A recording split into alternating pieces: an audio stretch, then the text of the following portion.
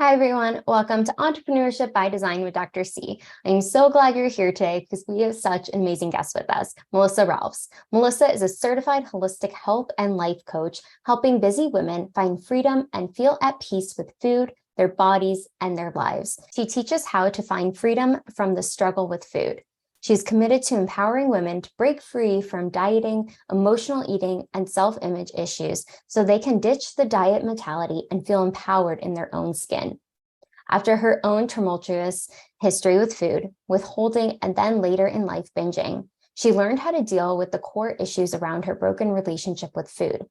As a result, she felt called to go to school and learn to teach other women how to do the same.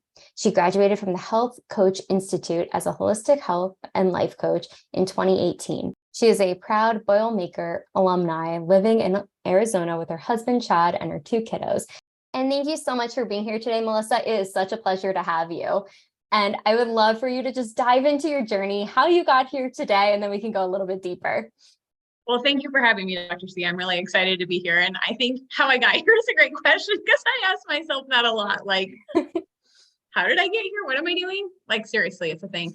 But I never thought that I would be doing this. I mean, when I was younger and in high school and going to college, this was not even on my radar. So it was through my own journey and own personal experience of healing and learning about the impact of food on overall health and nutrition. My journey started about 12 years ago.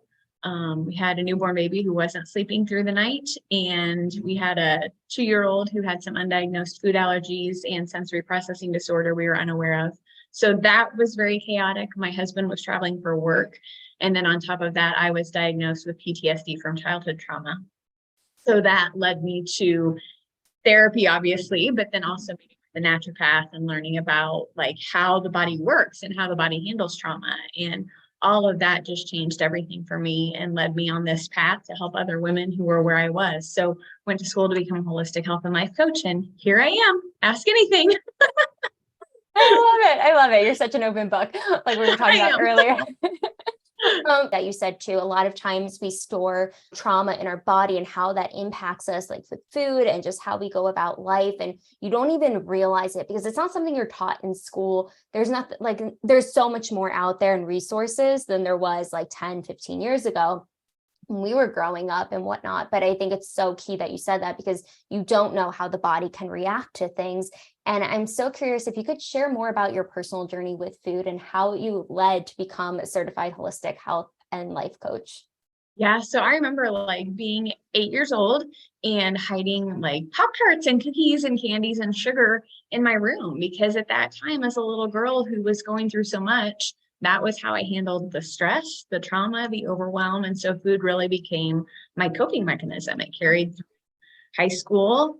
High school got a little rocky though, because, you know, you're at that age. We talked about it a little bit earlier, where if you are involved in things like dance and cheer, and then boys enter the picture, and I felt like I needed to look a certain way to get that attention. And so I went from kind of binging and doing this sugary thing to withholding. And so I've always had this really unhealthy relationship with food, I suppose. So that carried then after high school into college, where I went back to the binging because of the stress, and that carried into marriage and motherhood, and really just that diagnosis and really learning about the impact of food on overall health changed everything for me, because I was living off of sugar to feel better, to help my mood, to help my energy. And I didn't know that it was making everything worse. I mean, it was tanking my energy. I was needing more of the sugar to get that dopamine release to feel good. And so just my journey and everything I learned was like, people need to know this. Like, people need to know the impact of food on overall health, not just for themselves as parents and people in society, but also the impact it's having on kids. Like, there are so many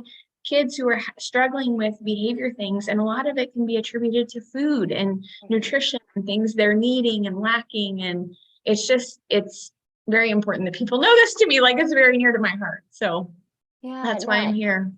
I appreciate that. And I think it's something that's so easy to access now too, like the sugar that's available, especially getting cake pops from Starbucks and just like cookies and ice cream and all these wonderful treats. But you get so much of that that can impact your mood. And there's so much research about that too, but it's having that balance within. And I think that can be hard to find, and everybody's different. Everybody's body chemistry is different as well.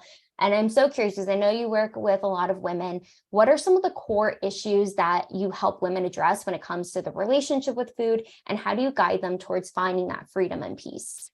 Yeah, that's a great question. I think a lot of it is kind of what you attributed to earlier, Dr. C. Like, we aren't taught these things. We're not taught how to listen to our bodies. We're not taught that food can either energize us and make us feel really great, or it can deplete our energy and make us feel really bad. Like, I was not aware of any of that. I wasn't aware that there was a hunger and fullness scale that I could listen to my body and learn, okay, this is my body telling me I'm hungry and that I need nourishment, rather than, oh my gosh, I'm stressed and overwhelmed, I'm just going to go throw the bag of chips into my mouth, and the same thing applies to, I've eaten way too many chips, I feel like I'm going to get sick. Like, there were steps I could have taken before that my body was telling me that I was full.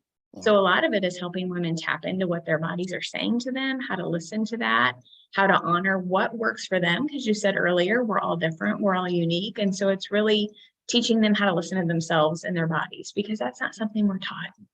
No, it's definitely not. And I think you triggered a thought, because I wrote my dissertation about mindful eating for kids. I created this whole school-based program to really understand, because a lot of times it goes to calories. At least when I was growing up, it was like counting calories and just what I saw around me. Like we were talking about the cheerleading gymnastics world, that was really present, but being able to identify, what does this food feel like for me? Like eating an apple versus chips, or a cookie versus asparagus or something, but just how it really fuels our body. I recently just listened to a podcast about this lady called the Glucose Queen. I'm forgetting her name, but she was talking about how the sugar and the insulin and everything really affects our body and our mood, and just being more aware of that. But I love that you really help people and teach them how to find that freedom and peace within themselves, because that can be so overwhelming. You have a certain habit that you have in pattern, but how do you break that pattern? And I'm curious, like, how do you help women break that pattern that they've been going, or just they have kids or other factors that are playing a part? How do you navigate that? Yeah. And I think that's what I love about what I do, is it's all different for everybody, right? Like, we live in this world where we're told that one size fits all. And oh my gosh, I did this, Dr. C, you should do it too. You're going to have the same result. That is so not the case. Like, it's just not, because we're all different and unique. So it's really helping women slow down and learn to listen to their bodies, learn to kind of assess, like, what's happening in life? What season am I in? What do I need? Because our needs are always changing nutritionally, like socially, like all of our needs are always changing. They're never going to stay the same. And so it's really kind of teaching them how to assess what they need for what season of life they're in and what works best for them. Because a lot of times we are so ingrained and so close to our situation, we can't see anything beyond us. To have somebody kind of to come in with a different perspective, kind of give the bird's eye view, I think is really helpful, because it's like, oh, I hadn't considered that, because I'm so close to this. I didn't think of another way around it. Yes. Yeah. Because it's so hard to see the outside when you're like in the midst of it too, because it can be challenging. You're so used to one way, and then having to change that behavior or change that. And you're right, everybody is so different in what our needs are, but that's what makes it so interesting too. And you never were bored, I'm sure. No, not at all. I think part of that is we need to change what enjoyment is linked to, because that's in the brain. When you have enjoyment, that's what creates the habit. So if we enjoy getting up and going for a run, we're going to do that. Whereas if we enjoy pushing snooze, we're going to do that. So it's really kind of helping people change how they view enjoyment and what that looks like. Because of course, sometimes it feels really good to just sit on the couch and eat all of the ice cream.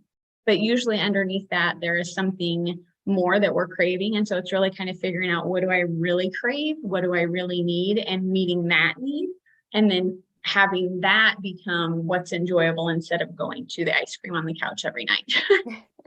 No, that's a really good point. I think I have encountered a lot of individuals, and myself including, where I'm like, okay, yeah, I'm definitely a morning person. So all my energy, fun things I do in the morning, I've been trying to go at night to hot yoga and it just has not worked out. Every day I'm like, all right, I'm going to go today. And I don't, because I'm such a morning person. I feel better and I have no excuse in the morning. Like what you're saying, sometimes I just want to hit the snooze. I'm tired. It's been a long day. At the same time, I always feel better after I do it. It's never that regret. But I think when we start changing the habits or when we're doing something or replacing it, it can make such a difference because you enjoy it.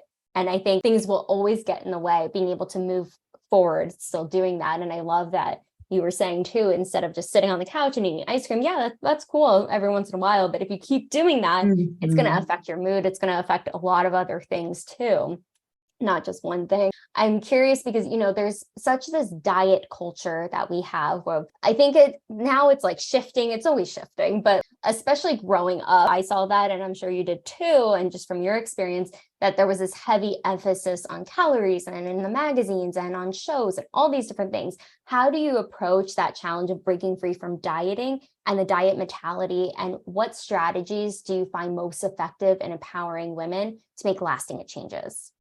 Yeah, that's a great question, because I think the diet culture is probably the hardest thing to break through because it's so enmeshed in us. We don't know any differently. I mean, you don't know that it's diet culture or where your thoughts and your beliefs and your habits come from until you kind of start to deconstruct that.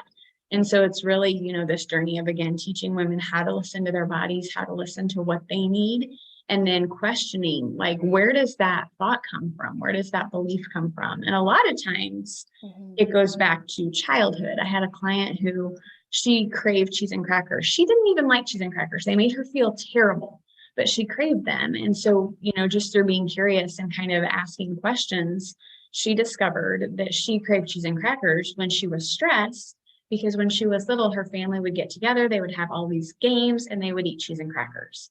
So she was really looking for like peace and happiness in that moment, and the cheese and crackers signified that. So I think a lot of times it's getting to the core issue of, what does this food remind me of? What does it bring up for me? What am I looking for? And it's through that process of like asking hard questions and doing some digging that we figure that out. And that's really where the freedom comes in, because you've got to figure out where the root of it is and deal with the root rather than just trying to change the behavior. Yeah. Which is what diet culture does. Oh my gosh, you're so spot on, because it's crazy when you change the root, everything around you changes too. So you're not holding on to just, I'm changing this behavior. It's replacing the behavior, but finding out the core of it. And I love that is one of your main focuses for your clients as well. And I would love, I know you just mentioned a client, but can you share a success story of a client who has transformed their relationship with food and through your coaching as well? Yeah, gosh, there's so many. And I think the one that comes to mind is, I was with a client, her kids were the same ages as mine. So we are very much in similar seasons of life. And she was also very much like I was, loved the sugar, was very much drawn towards donuts were her favorite, cupcakes, ice cream. She exercised every day. She was tracking her food. She was doing all the right quote unquote things. But I think the bottom line, Dr. C, was she wasn't eating enough during the day. So come evening, she was famished. And that's when she would go towards the sweets and that sort of thing. But working together, I remember it was Memorial Day weekend and they were having family in and they were going to celebrate. So her husband brought the favorite donuts home. And the in-laws came and they brought cupcakes because they were celebrating. And she was surrounded by all of this sugar the whole weekend. And the day the donuts came, she was like, they look really good. I'm not hungry. I'm going to set one aside so that way if I'm hungry for it later, it will be there. And so the weekend came, there was all of the cupcakes, the ice cream, all the things. And finally, after the family left, she was like, you know what? That donut sounds really good. I'm going to sit down. I'm going to enjoy it. I'm not going to feel guilt about it. I'm actually hungry for the donut. I'm going to eat it and enjoy it. I'm not eating it because I'm stressed that we've had a house full of people or that my in-laws were here or that I was surrounded by all this sugar. And so she ate the donut, loved it, and like went on her way. She was able to not have the cupcakes or the ice cream because she wasn't hungry for it. She didn't want it. She wanted the donut, but she wanted the donut when she was ready for the donut. So that was just cool to hear her story, because she was like, normally I would have had, a donut every day and I would have had the cupcakes and the ice cream. And I just didn't want it. I wasn't hungry for it. So she learned to listen to her body and what she was really hungry for. Oh, I love that. And I love just the success of it too, understanding our body and knowing we don't have, just because it's there doesn't mean we have to have it. And especially if we're not hungry, because like what we were talking about, it's like those signals of hunger, because sometimes we don't have those, because I think a lot of people do, but sometimes we train ourselves not to have them, or it's just this innate thing. I know, like, I sometimes don't remember when I'm hungry. When I was going full force in therapy practicing, I had like 16-hour day or 12-hour days, and I wasn't eating enough because I just like didn't remember. I wasn't getting signaled because I was drinking coffee all day instead of like actually eating nutritious foods. And then even when I moved into the entrepreneur world, it was still the same aspect of working 16-hour days and forgetting to eat. But I think being able to, just like what you said, helping her really identify when she is hungry and not like forcing herself, but not restricting or anything, but being able to just listen to her body. And that's the biggest thing. It is, because how many of us are programmed? Oh my gosh, it's noon, I have to eat lunch. We don't ever ask, am I really hungry? Yeah. Or, oh my gosh, it's time to eat lunch. Mm-hmm. Absolutely. And that's the thing. There's no right or wrong way, but it's like, again, like everybody's so different and we can't fit into a box just because maybe society tells us to. It's what feels right for you, because that's going to energize you. There's every way is different. And that's the beautiful thing of coaching too. You're able to really customize it per person. You can have a solid foundation, but being able to do what's best for each person as well, I think is amazing. And I'm curious because, you know, a lot of it has to do with the diet culture where we're talking about self-image.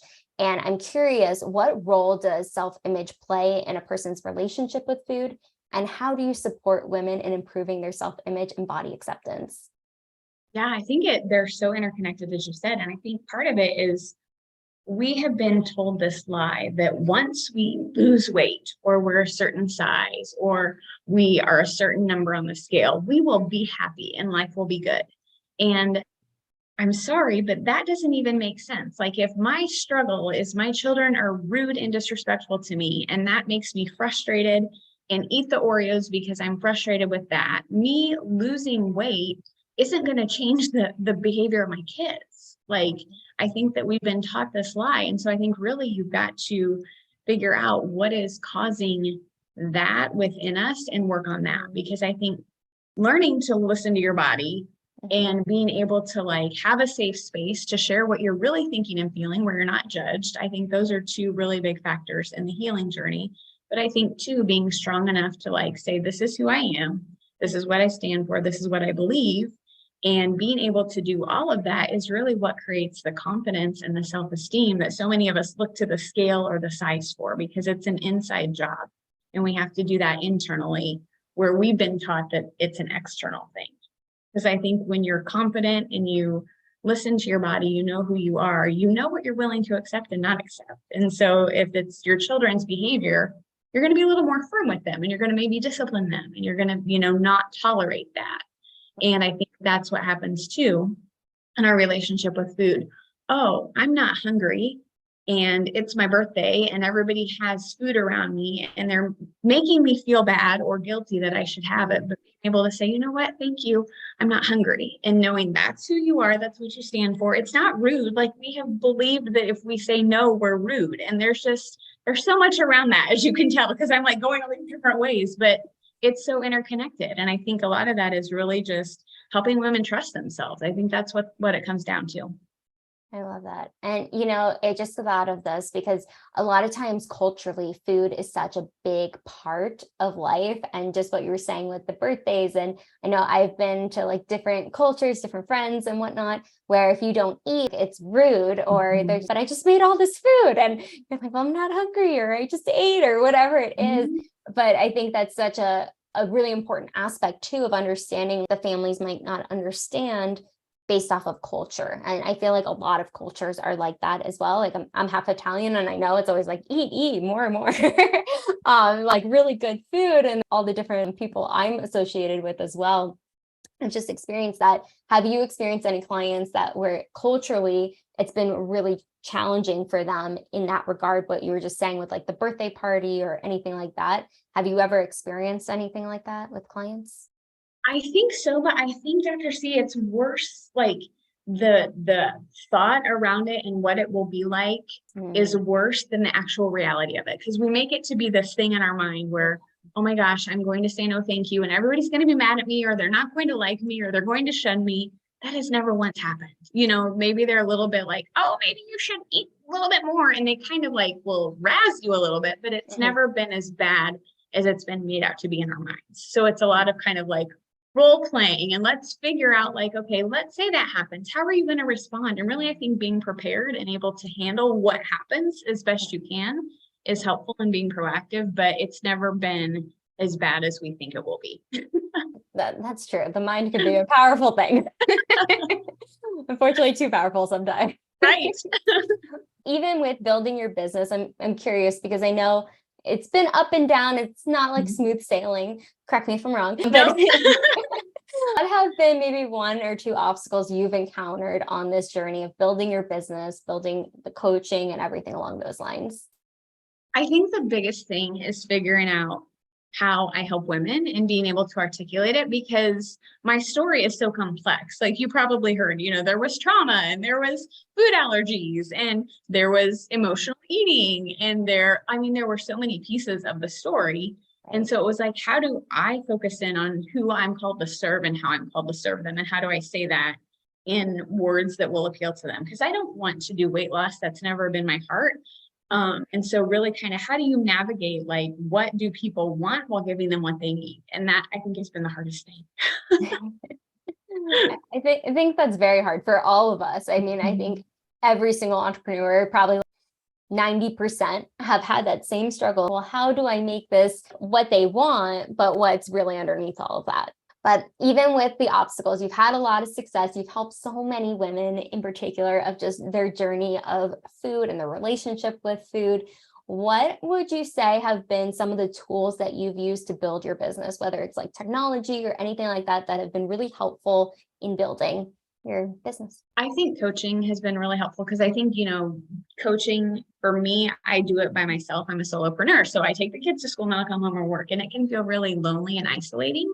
Yeah. So I think being connected to other coaches has been really powerful. So community, but then I think also coaching and really kind of looking at, okay, what are my blocks? What are my beliefs around certain things and what's stopping me from going forward? Because I think we can learn how to do anything, right? Like you can learn how to create a website, or you can find somebody to create your website. But I think underneath all of that is the belief. And do you really believe you can do this and that people need your help? And so I think that's been a really big piece too. So I think community, coaching,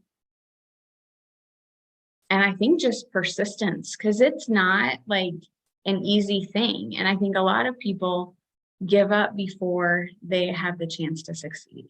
Mm-hmm. Yeah, no, those are phenomenal tools of understanding too, how to create community, being able to have those resources available to you, your support network, but also people that are pushing you to keep going when you're not feeling it or anything along those lines. And being a mother, I'm sure on top of all of that can be really challenging or integrating it all. So how do you integrate motherhood and entrepreneurship? You know, that has, I think, been the trickiest part too. So there have been two tricky things I've struggled with Dr. C, but I think one thing I'm really quite proud of myself for this year, I'm like, what do I want the summer to look like? And so I sat down. I think getting still is really powerful too. But I sat down, okay, in order to have like the most enjoyable summer where I'm not, I need you to get out of the house so I can work. I think I really had to plan ahead. And so I've done my, emails, my social media, like I've planned things out, feel set up for summer so that I'm not stressed out. But I think part of that, again, is sitting down and kind of assessing, like, this is where I want to go, and this is what I need to do to get there, and giving myself the time and the space to make that happen. Because I think a lot of times we're like, oh, I know I need to do that, and then we don't do it. And then we get frustrated and we're like pulling our hair out because the kids are loud and I need to do this thing. Well, that's on me. It'd be challenging. But I think it's important, right? Planning. I know a lot of people some people are really good at planning. Some people are just not. Like for me, I'm like the planner. My fiance is not the planner.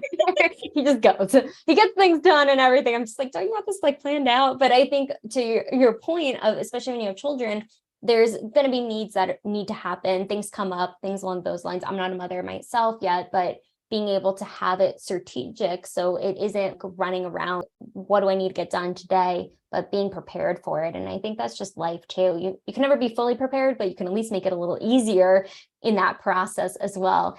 And I'm curious because I know a big part of what you do is finding freedom. And I know you wrote a book called Finding Freedom. What inspired you to write it? And what was the process like for you? Yeah, I think it was my journey. Like, I just wanted other people to know that you can be stuck and you can feel like you can't change and you can feel like you're never going to figure this thing out, but you can find freedom, because if it happened for me and it's happened for the women that I worked with, it can absolutely happen for you too. So that was my goal behind writing it, is I think so many times we can hear somebody else's story and be like, oh, okay, they were like me, they did it, I can do it too. So really to give hope.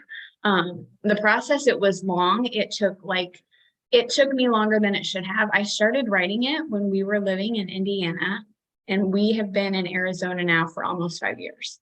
So I had started it and then just didn't go forward for whatever reason until now. I'm just like, I'm doing it, like, just enough already. Like, this thing is written, let's do it. So it was, again, probably finding the quiet time, not doing it in the summer, but just giving myself the time and space to really do it, I think was the key. That definitely does help. Having the quiet, being able to sit and just let the creativity flow. And so I'm curious, what was the process of getting it published for you as well? That was interesting too, because it was finding the right publisher and finding, like, I knew I did not want to self-publish. I'm like, I wrote the thing, that was enough, let somebody else take care of it. So it was, kind of interviewing a few people. What does your process look like? What is the pricing? How does that work? And then just selecting the one that was the best fit. And she did a great job. Cannot say enough good things about her. So no, I've talked to a lot of people that either self-publish or get a publisher and finding like what's the right step for you. But I love that you interviewed people, found out all the information to get a solid foundation of what you wanted to do moving forward as well. So I appreciate you sharing that. And of course. I know you do so many things, but you also have a podcast too. So Mondays with Melissa. And can you tell us more about what you talk about on there? Yeah, it's really kind of random. This is where you see, like, Melissa didn't quite know what she wanted to do when she started coaching. So it's very broad. I talk about motherhood. I talk about food. I talk about holistic health. I talk about life. I talk about all of these things I think that we struggle with. But I do think if you sit down and you assess it, it all makes sense, because they were all things that I struggled with that led me to the brownies or the Oreos or the whatever. So it's kind of like figuring all these things out helped me find freedom in that area. And then I didn't feel like I needed to go binge in the pantry. So it seems very broad and overarching, because it kind of is. But it's motherhood, life, faith, health, it's kind of a hodgepodge. No, I love it, but it's your life, right? And I don't think there's a right or wrong. It's just like what makes sense for you, what resonates, but also I'm sure it resonates with so many other people that have all those factors in their life: motherhood, faith, food, everything else under the sun. But I mean, it's relatable. And I think that's what makes it stand out too. And amazing that you have it. How long have you had the podcast? I started it during COVID because I was like, I am tired of looking at these four walls, and you can only hike so much in Arizona because it gets really hot. So I'm going to make a podcast. I love it. Just go see what happens. That's part of entrepreneurship too. So what would you say are your top 2 tips for entrepreneurs on this journey that you have learned along the way that would be beneficial? I think I was thinking about this the other day. I think a big part of it is the journey of self-discovery, because I was listening to a podcast the other day and the woman was talking about how she has laser focus with ADD. I don't know if I have ADD. I probably do, just because my daughter, she's like, I think you have ADD because you're like squirrel. But I think part of it is really knowing how your brain works and working within that parameter of what works best for you, and not falling prey to everything the experts say or that this person is doing it differently, but really tapping into who you are and the way that you're made and what works best for you, which kind of goes back to you working out in the morning. Maybe that works best for you because that's when your energy is high, So I think it's just knowing who you are and what works best for you. But I think too, it's a continual journey of growth and change and being okay with that, because the people that started with you might not be the people that finish with you. And it's not terrible. But I just think you have to stay true to yourself and what you stand for, regardless of who's with you or for you or against you. And that can be hard. Yeah, no, it's definitely a lot of lessons in there, but I think you're absolutely right. Who you start with isn't maybe who you end with, but everyone has a lesson in that relationship and they serve their purpose in your life. And now it's meeting new people, making space for people that do align in that phase of life and where you are in those steps. And I appreciate you sharing that. And what do you think is something that any woman listening or man that are going through that relationship with their food and wanting to change that, what do you think is the most important thing for them to know? I think they need to know that they totally can change and freedom is possible. Because I think, again, it's that diet mentality, like, oh, if I don't do it this way, then I'm a failure. Or if I don't follow this plan. And that's just not true. Like, that's not freedom. That's somebody else's blueprint. So I want them to know that it's possible for them. It just looks different than what you've been taught. I believe that. And I appreciate everything you've shared today. You are a wealth of knowledge and just everything that you've experienced, but all the things that you've accomplished as well, and just how you are helping so many people fix or change that relationship with their food and how to really have that freedom and peace within, because I think that just makes such a big difference in the world, because when you make that difference internally, it just shines out on everybody else as well. But Melissa, where can people find you, use your services? We're going to link everything below, but if you could let us know too. Sure. My website is free, the number 2, the letter B, coaching.com. So freetobecoaching.com. And I think from there, you can find my socials, you can find the book, the podcast, freebies, all the things. Everything. Yes, it's very organized too. Thank you. But thank you so much, Melissa, for coming on, just sharing your beautiful light with us. I know I appreciate it. I'm sure everybody else listening does as well. But thank you again for coming on. Of course. Thank you for having me. I love the conversation. I think we could do this for days. I know. I feel like that too. But thank you again. Make sure to like, subscribe, comment below. What was your biggest takeaway from Melissa today? I'm sure she would love to see that comment, and we'll see you on the next episode.